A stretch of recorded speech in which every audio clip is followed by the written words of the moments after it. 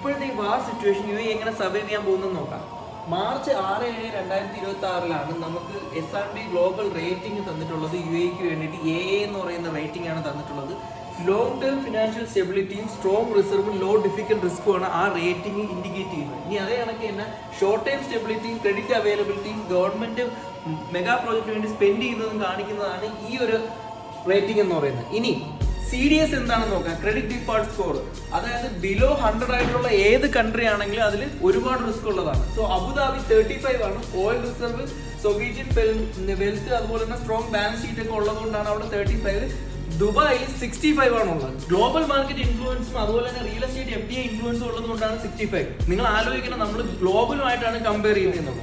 ഇനി monetary base coverage എന്ന് പറഞ്ഞു കഴിഞ്ഞാൽ ബിലോ 50% ആണെങ്കിൽ weak coverage, high market volatility risk ഉള്ള ഒരു കൺട്രി ആയിരിക്കും അത്. പക്ഷെ നമ്മുടെ UAE എന്ന് പറയുന്ന 190% കവറേജ് ഉള്ള ഒരു കൺട്രിയാണ്. സോ ദാറ്റ് മീൻസ് നിങ്ങളുടെ ഇൻവെസ്റ്റ്മെന്റ്സ് എല്ലാം സേഫ് ആണ്.